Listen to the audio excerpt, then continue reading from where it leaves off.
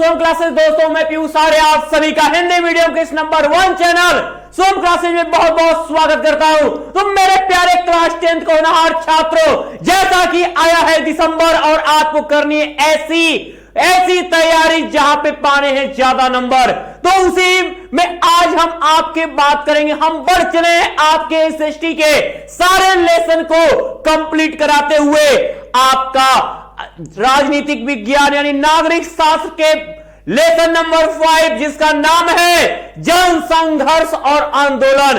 और ये आपके प्री बोर्ड एग्जाम जो आपके शुरू होंगे, इसमें ये चैप्टर नेसेसरी कर दिया गया है कि इस चैप्टर से ही आपको प्रोजेक्ट कार्य बनाने हैं। तो पहले अगर इसको एक बार अगर आज हम जान लें तो हमारा प्रोजेक्ट कार्य एकदम कंप्लीट होगा और 30 का 30 आपको स्कूल वाले जरूर देंगे। तो करिए पूरे ग्रुपों में शेयर और लाइक करना ना भूलिएगा। तो जन संघर्ष और आंदोलनों की बात करते हैं। देखो, जब बात आती है किसी भी जगह, देश की सत्ता की बात आती है, देश के लोगों के आंदोलन की बात आती है, तो ऐसी घटना कहां कहां हुआ, कहां लोगों ने, जनता सड़क पे उतरी, जनता ने संघर्ष किया और किस किस आंदोलनों के कारण ऐसा हुआ, ये सारी चर्चा आज हम करने जा रहे हैं। तो पहले यह बता दीजिए कि जो भी छात्र रहेंगे उनमें से कितने ऐसे हैं जिन्होंने अभी भी अपनी तैयारी को यह समझ रखा है कि अधूरा है। तो ये 30 नंबर आज आपका ये है। मैंने कहा कि ये पूरा साफ साफ लिखा है यूपी बोर्ड की ऑफिशियल वेबसाइट पे कि ये चैप्टर आपका प्रोजेक्ट कार्य के लिए निर्धारित किया गया है। तो आप तभी उसके क्वेश्चन के जवाब दे पाओगे जब आप पढ़े रहोगे। तो पहला हम बात करेंगे बच्चों इसमें नेपाल में लोकतंत्र का आंदोलन। काफी लंबे समय तक नेपाल में राजतंत्र कायम रहा। यह एक ऐसा देश था जो कभी गुलाम नहीं हुआ, नेपाल, और यहां पर राजतंत्र प्रभावी रहा। अभी हमारे होश में यहां नेपाल का राजतंत्र जो है, ठीक है, यह हटा है। देखिए समय भी देख रहे हो, यहां दिख रहा है 2001, यानी मेरे होश का, मैंने कहा कि मेरे होश की चीज है कि नेपाल में राजशाही खत्म होकर लोकतंत्र आया था। तो अब हम कहेंगे नेपाल उन तीसरी लहर के देशों में है जहां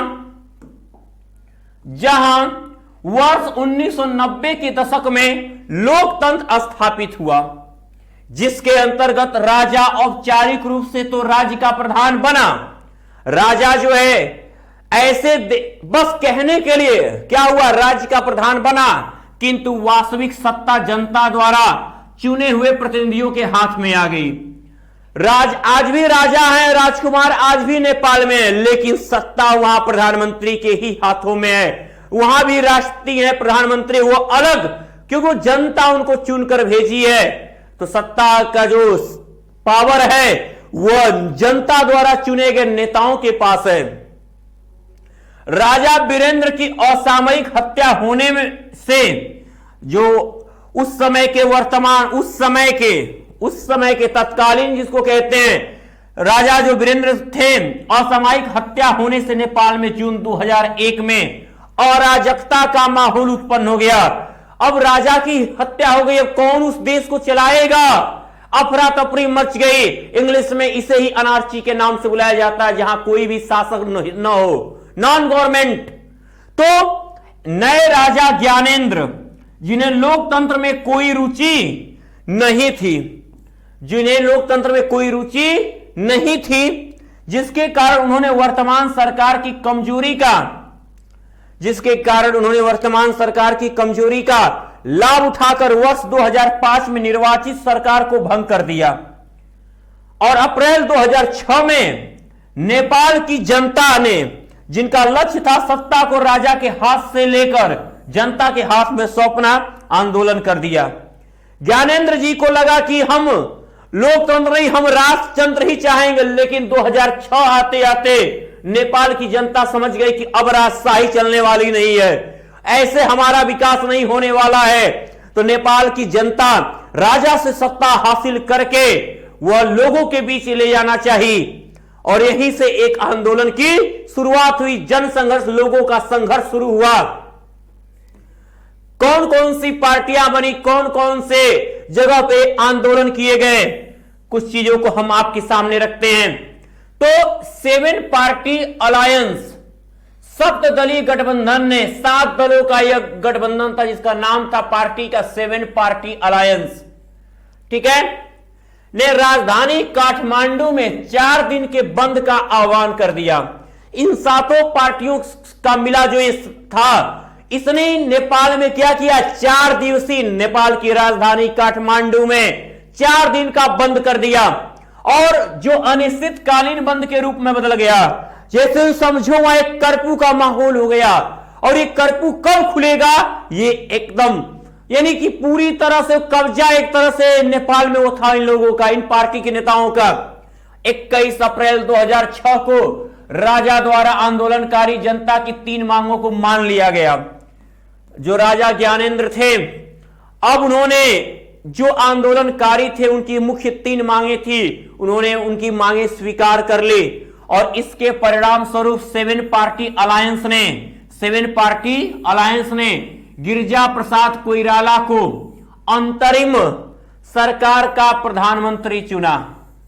यानी जनता का पहला प्रधानमंत्री नेपाल में, ठीक है, अंतरिम सरकार का क्या है, गिरिजा प्रसाद कोइराला, ये याद रखिएगा। पहले प्रधानमंत्री नेपाल के बने, लोकतंत्र जब स्थापित हुआ। नेपाली आंदोलनकारी नेताओं ने लोकतंत्र की बहाली तथा संविधान सभा का गठन करने की मांग की। उन्होंने कहा कि लोकतंत्र की बहाली होनी चाहिए, संविधान सभा का गठन होना चाहिए। और 24 अप्रैल 2006 को राजा द्वारा 3 मांगे मान लिए जाने पर संसद की बहाली हुई और कानून पारित करके राजा की शक्तियां वापस ले ली गई और राजा के पास जो पावर थे, एक नया संविधान लागू हुआ। उस संविधान के थ्रू राजा के पास से जो सारे पावर थे वो छीन लिए गए। इस संघर्ष को लोकतंत्र के लिए दूसरा आंदोलन कहा गया, जो विश्व भर में प्रेरणा का स्रोत है। पहला आंदोलन सबको पता है जहां लोकतंत्र स्थापित करने का, वो राष्ट्रवाद शुरू हुआ था फ्रांस में। दूसरा बहुत लंबे काफी समय बाद, लगभग 100 साल 200 साल की बात कर लें, यह कहां शुरू हुआ, नेपाल में शुरू हुआ। चीनी क्रांति के नेताओं की विचारधारा को मानने वाली, यानी मार्क्सवादी से हम कम्युनिस्ट पार्टी कहते, साम्यवादी माओवादी के नाम से जाने जाते हैं।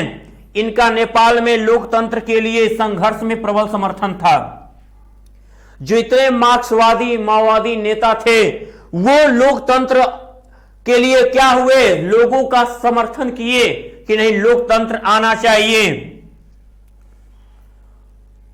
तो ये आगे इसको बताने से पहले मैं आपको बता देना चाहूं कि जो भी छात्र देख रहे हैं, ये उनके लिए अंतिम मौका है। मात्र 599 रुपए में आपको मिलते हैं ये दोनों बैच, क्रैश कोर्स और साथ में टॉप 100 बैच। ना ही आपको 799 देने हैं, ना ही आपको पे करने हैं 999।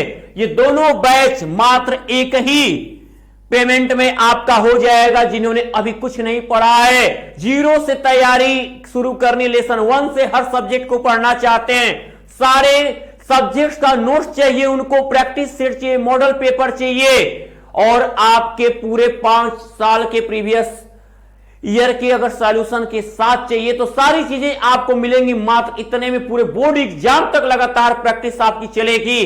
सारे लेसन 1 से लास्ट लेसन तक हर सब्जेक्ट कंप्लीट कराया जाएगा आपका। तो मेरे प्यारे बच्चों, इससे जुड़ने के लिए करना क्या होगा, आपको सबसे पहले सर्च करना है गूगल प्ले स्टोर में शुभम क्लासेस एप्लीकेशन और उसे अब मोबाइल में इंस्टॉल करना है। इंस्टॉल करने के बाद आप ऐप को ओपन करिए और वहीं से क्लास 10th का बैच जहां दिखे वहां से आप 599 रुपए पेमेंट करते ही आप सारे बैच से जुड़ जाओगे। इसके बाद एक भी फी आपको नहीं पे कर, लगातार बोर्ड एग्जाम तक पढ़ोगे हर एक सब्जेक्ट को। अगर वहां पेमेंट करने में समस्या आ रही हो, इस दिए गए नंबर पे पेमेंट करके उसका स्क्रीनशॉट इसी पे व्हाट्सएप कर दे तो भी सारे बैच से आप जुड़ जाओगे। तो चलिए मेरे प्यारे बच्चों, जुड़ोगे। अपनी तैयारी अगर बेस्ट करनी है तो जरूर जुड़ोगे, क्योंकि चीजें बहुत है, आसान है। कब, जब प्रैक्टिस हो सबसे जबरदस्त। तो आ जाइए, तो हम बात करेंगे सबसे पहले अब बोलीविया का जल युद्ध। इस जनसंघर्ष में नेपाल को हमने जानना। अब यहां हम बात करते हैं, ठीक है, बोलीविया का जल युद्ध। जनसंघर्ष की भूमिका केवल लोकतंत्र की स्थापना तक ही सीमित नहीं है। यह नहीं कि लोगों का जो आंदोलन है, लोगों का जो आंदोलन है वह केवल लोकतंत्र की स्थापना कराता है। बच्चा, जो बोलीविया में लोगों द्वारा पानी के निजीकरण के विरुद्ध चलाए गए आंदोलन से सिद्ध होता है। पानी के लिए लड़ाई हुई कि समुद्र के पानी पर किसका कितना हक है। ठीक है, अब आपने देखा होगा, अगर जिसने भी देखा होगा KGF 2, तो आपको ये लास्ट सीन में ये मालूम होगा कि उसने सोना कहां गिराया है। एक ऐसे जगह उसने उस गोल्ड को गिराया है जहां पर किसी भी देश का उस पानी पे हक नहीं है। आप किसी भी चीज को हिस्टोरिकल अगर मूवी देखते हो तो वहां समझने की कोशिश करो कि वो क्या है।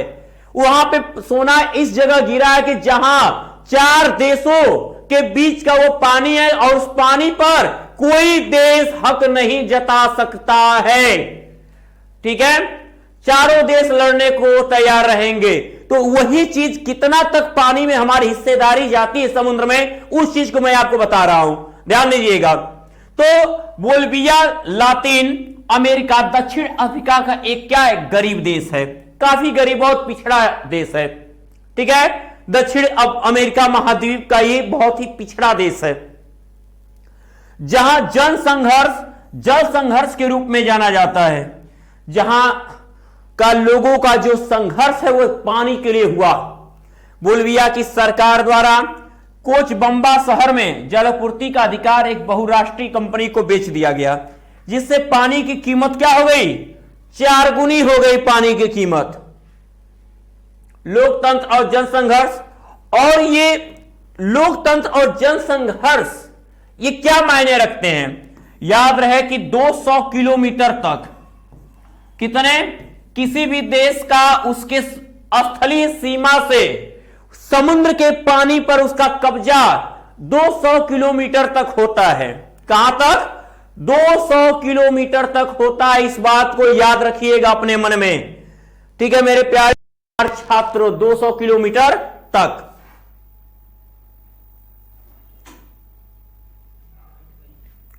अब बात करते हैं लोकतंत्र और जनसंघर्ष की बात होगी। तो नेपाल तथा बोलीविया दोनों ही घटनाओं में अंतर है। ठीक है, एक बहाली के लिए चलाया गया जबकि दूसरा जनसंघर्ष के विरुद्ध था। एक राजतंत्र हटाने के लिए था। लोकतंत्र का विकास जनसंघर्ष के माध्यम से ही हो के पीछे सत्ताधारी और सत्ता में भागीदारी चाहने वालों, यह लोकतंत्र का निर्णायक पल होता है। लोकतांत्रिक संघर्ष का हल जनता की व्यापक भागीदारी का आधार राजनीतिक संगठन होते हैं। लोकतांत्रिक संघर्ष कब होते हैं, जब ज्यादा से ज्यादा जनता उसमें शामिल होती है।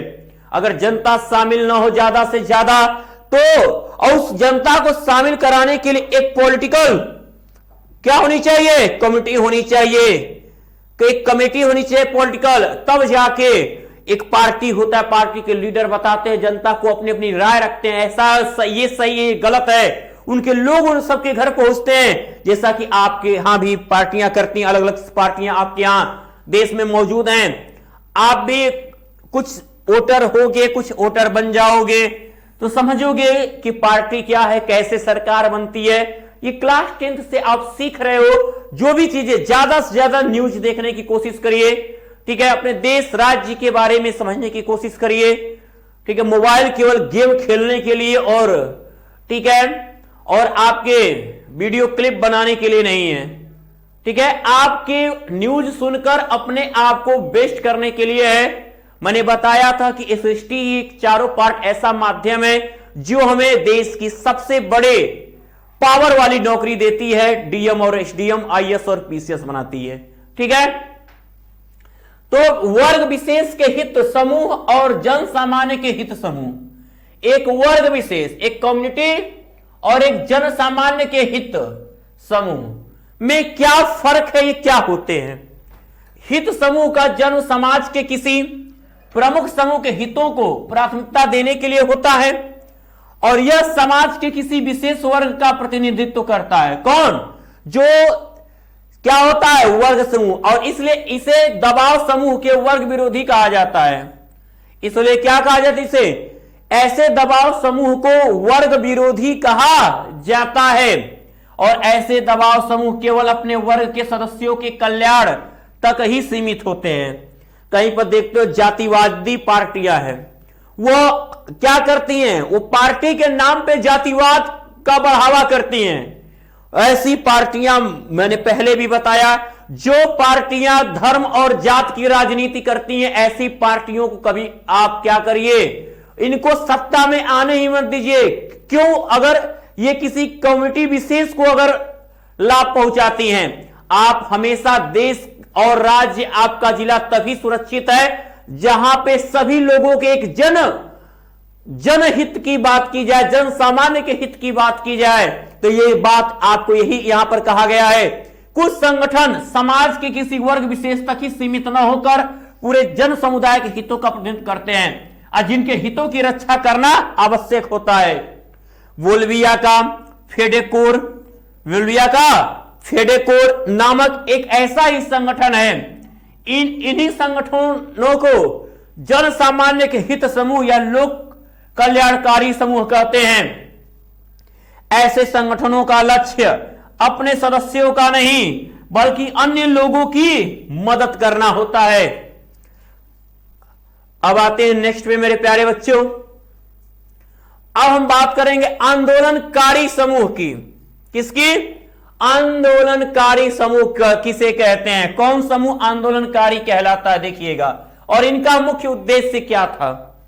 तो नेपाल में हुए आंदोलन का उद्देश्य क्या था? अब ये भी बताया, वहां लोकतंत्र को लाना, राजतंत्र को हटाना और लोकतंत्र को लाना, यानी लोकतंत्र की बहाली। उसी प्रकार भारत में नर्मदा बचाओ आंदोलन का जो मुख्य उद्देश्य था, नर्मदा बचाओ आंदोलन का जो मुख्य उद्देश्य था वह सरदार सरोवर बांध को बनने से रोकना था। यानी नर्मदा बचाओ आंदोलन का मुख्य उद्देश्य क्या था? कि सरदार सरोवर बांध यानी जो गुजरात में है उसको वो डैम न बन पाए ताकि बांध के कारण लोग विस्थापित न हो सके, बात के कारण लोग विस्थापित न हो सके। ऐसे आंदोलनों में स्पष्ट नेतृत्व और संगठन का समावेश होता है, किंतु आंदोलन की सक्रियता बहुत कम समय के लिए होती है और ऐसे आंदोलन क्या होते हैं? ज्यादा दिन नहीं चलते हैं, बस ये अपने छोटी सी पूर्ति के लिए होते हैं, फिर आगे चल के ये निष्क्रिय हो जाते हैं। अब बात करेंगे हम आगे दबाव समूह तथा आंदोलन का राजनीति पर प्रभाव। दबाव समूह और आंदोलन का राजनीति पर क्या इफेक्ट है, इनके बारे में हम चलिए जानते हैं आज। देखो, किसी को प्रेशर, दबाव समूह क्या है? प्रेशराइज करना एक संगठन। तो दबाव समूह और आंदोलन अपने लक्ष्य और गतिविधियों के लिए जनता का समर्थन एवं सहानुभूति प्राप्त करने के लिए सूचना अभियान चलाना, आयोजित करना, प्रस्ताव प्रेषित करने जैसे माध्यमों का सहारा लेते हैं। ठीक है, ये मीडिया को प्रभावित कर अपने मुद्दों पर ध्यान आकर्षित करने की कोशिश करते हैं। और दबाव समूह आंदोलन का लक्ष्य राजनीति में भाग लेना नहीं होता बल्कि उन पर प्रभाव डालना होता है। दबाव समूह और आंदोलन का मुख्य लक्ष्य पॉलिटिक्स करना नहीं होता है बल्कि उन पर ज्यादा से ज्यादा इफेक्ट डालना होता है। ठीक है, हमारे अन्ना हजारे जी, अरविंद केजरीवाल साहब जी, दोनों ने आंदोलन किया, दोनों ने सरकार पे दबाव बनाया, दोनों लोगों ने आंदोलन का स्वरूप लिया, लेकिन उसी बीच में एक लोग पॉलिटिक्स में दाखिला ले लिया और एक लोग पॉलिटिक्स से हटे रहे। तो जो आंदोलन का लक्ष्य होता है वो पॉलिटिक्स के लिए नहीं, ठीक है, इनका किसी राजनीतिक दल से संबंध नहीं होता है, पर इसका एक राजनीतिक पक्ष जरूर होता है। वो पॉलिटिक्स में कुछ चेंज करना चाहते हैं, वो पॉलिटिक्स में हो रहे किसी भी कार्य को जो अनुचित समझते हैं उसको हटाना चाहते हैं, उसका विरोध करते हैं। तो ये आंदोलन दबाव समूह इसे ही कहते, यही आंदोलन है आपका। अब अगर हम बात करें, ठीक है मेरे प्यारे होनहार छात्रों, अब उसके बाद हम आते हैं जहां से मैंने कहा प्रोजेक्ट कार्य तैयार करने हैं, जहां से क्वेश्चन बनने हैं आपके लिए, और ये 30 नंबर आपको पूरा परफेक्ट अपने स्कूल से लेना है। इसमें एमसीक्यू आपसे वैसे ही पूछे जाएंगे, वर्णनात्मक वैसे ही पूछे जाएंगे, 1 और 2 जैसे बोर्ड एग्जाम में पूछे जाएंगे, सेम वही प्रक्रिया आपकी होगी मेरे प्यारे होनहार छात्रों। एमसीक्यू तो आपके बोर्ड एग्जाम में भी आ जाएंगे। तो चलिए इनको जानते हैं। पहला है आपका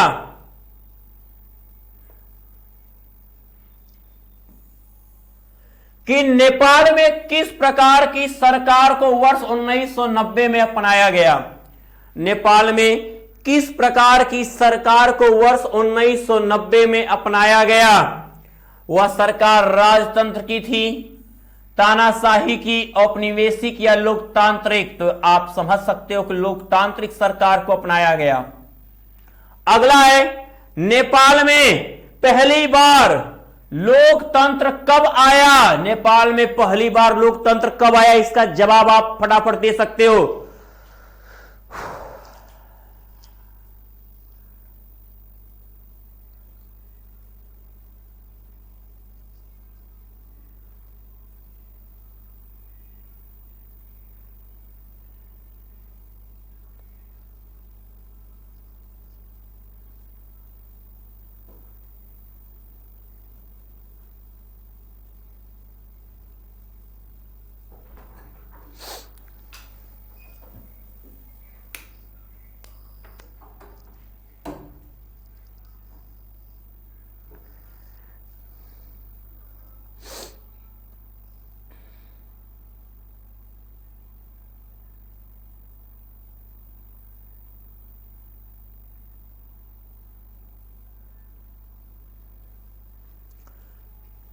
बिल्कुल, आप यहां पर जो क्वेश्चन है उसी का ये अपोजिट दिया हुआ है, सामने आपका आंसर है।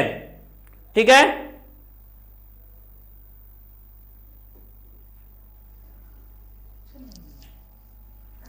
ठीक है। तो वर्ष 1985, 95, 90 या 65। तो यहां कहा कि सरकार को 90 में अपनाया गया तो लोकतांत्रिक, और यहां कहा कि लोकतंत्र कब आया तो 1990। यानी क्वेश्चन को किस तरह एग्जाम में घुमा सकता है ये आपको बस ध्यान देना है। अब नेपाल में लोकतंत्र की स्थापना कब हुई, लोकतंत्र पहली बार कब आया, कब प्रधानमंत्री वाली बात आई, लेकिन पूरी तरह से लोकतंत्र का ही बोलबाला हो गया। जो है यहां पर राजा की जो भी पावर थी पूरी तरह छीन ली गई। वो कौन है, तो वह है बच्चा, नेपाल में लोकतंत्र की स्थापना 2006 में हुई थी, 2006 में हुई थी। अगला क्वेश्चन है आपके सामने, 21 अप्रैल, ये बिल्कुल आप जिसने अभी अभी पूरा सुना है लेक्चर, सारा जवाब उसके पास है। 21 अप्रैल 2006 को राजा द्वारा आंदोलनकारी जनता की मांग मान लिए जाने के परिणाम स्वरूप 7 पार्टी अलायंस ने, पार्टी का नाम जो क्या था 7 पार्टी अलायंस, ठीक ने, किसे अतिरिक्त सरकार का प्रधानमंत्री चुना था। वह कौन था, पुष्प कुमार दहल प्रचंड, केपी ओली, गिरिजा प्रसाद कोइराला, नवाब तुकी। तो मैंने अभी बताया वह नाम कौन था अंतरिम सरकार के प्रधानमंत्री, गिरिजा प्रसाद कोइराला थे। याद रखिएगा इनको, गिरिजा प्रसाद कोइराला। नेपाल का अंतिम राजा कौन था, बिल्कुल किसने, राजा वीरेंद्र सिंह की तो हत्या हो गई थी, वीर प्रताप राज बहादुर बहुत पहले ही चलते बने, बचे कौन, ज्ञानेंद्र। तो राजा ज्ञानेंद्र सिंह, तो ये थे आपके अंतिम राजा लोकतंत्र स्थापित होने के पहले। तो अब ऐसे ही सारे एमसीक्यू आपके पास बहुत सारे आएंगे। अब आते हैं वर्णात्मक 1 में लघुत्तरीय प्रश्न आपसे क्या कह रहा है, जो आपने पढ़ा है वही लिखना है, बस भाषा आपके हो, शब्द आपके हो।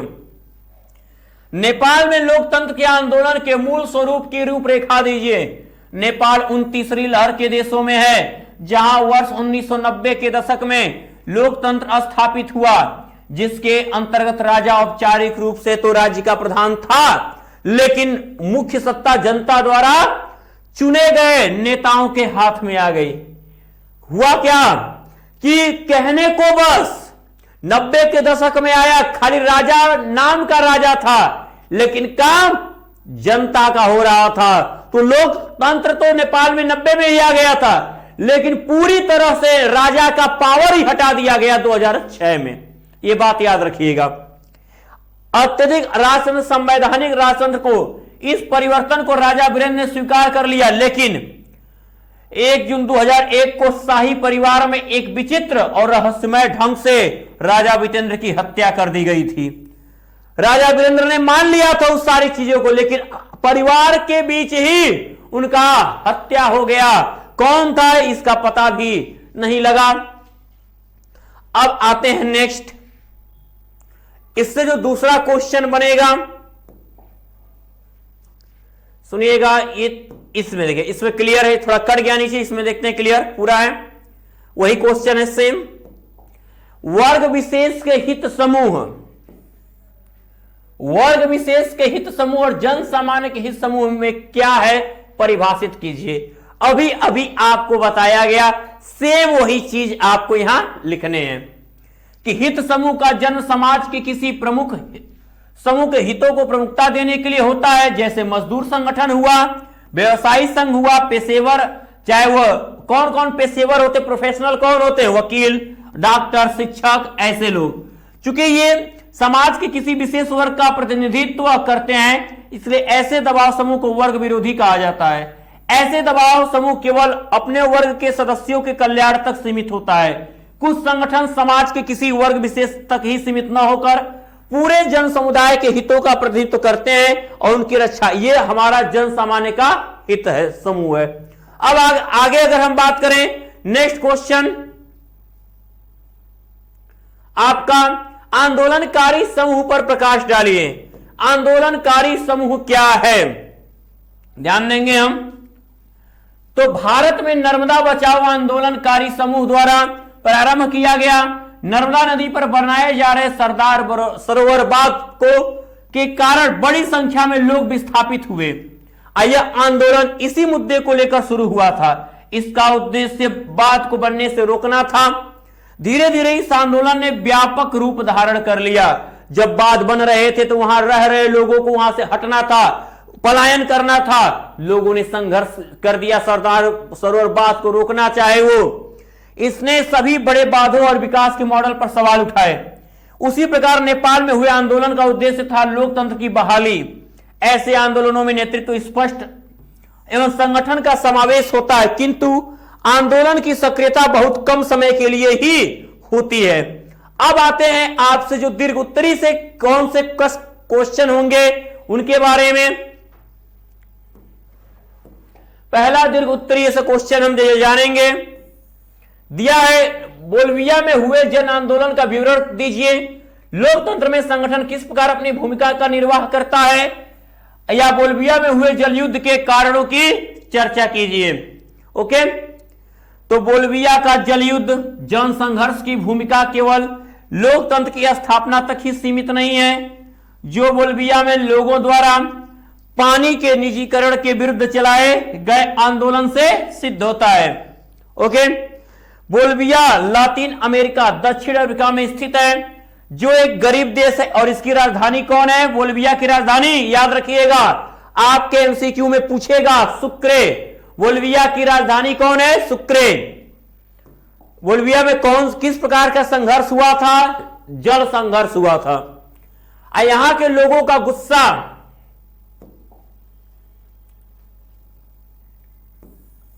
यहां के लोगों का गुस्सा इस बात को लेकर था कि विश्व बैंक ने सरकार पर नगर पालिका द्वारा की जा रही जलापूर्ति के अधिकार छोड़ने पर दबाव डाला, लेकिन सरकार ने कुछ बम्बा शहर में जल आपूर्ति के अधिकार का एक बहुराष्ट्रीय कंपनी को बेच दिया।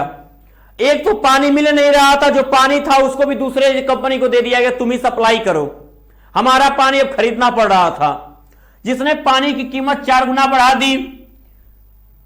जनवरी 2000 में इसके विरुद्ध श्रमिकों, मानवाधिकार कार्यकर्ताओं तथा सामुदायिक नेताओं ने एक गठबंधन सरकार बनाकर 4 दिन की हड़ताल की घोषणा की, जो सफल रही। सरकार का सकारात्मक व्यवहार देखते हुए हड़ताल वापस ले ली गई, लेकिन कोई परिणाम न निकलते देख फरवरी में फिर आंदोलन हो गया और उसने पुलिस निर्ममता पूर्वक दबा दिया और उस आंदोलन को पुलिस की जोर जबरदस्ती के कारण हटा दिया गया। अप्रैल में तीसरी हड़ताल होते देख सरकार ने मार्शल लॉ लगा दिया, लेकिन जनता के विरोध को देखते हुए बहुराष्ट्रीय कंपनी के अधिकारी शहर छोड़कर भाग गए।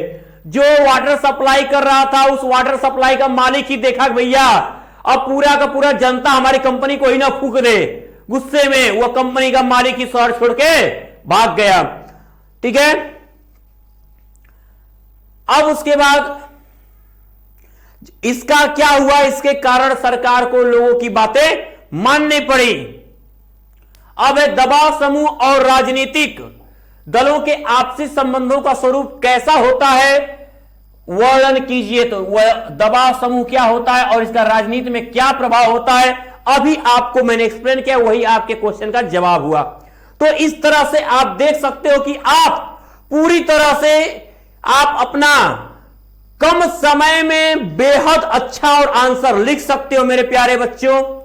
तो अब जो भी छात्र अभी जुड़े नहीं हैं और चाहते हैं अपना एक बेस्ट से बेस्ट परफॉर्मेंस देना और लेसन 1 से पढ़ाई करना कि हम कुछ नहीं पढ़े अब से क्या करें, तो उनके लिए एक ही ऑप्शन है, शुभम क्लासेस एप्लीकेशन से जुड़ना, जहां पर अब आपके लिए आज अंतिम मौका है।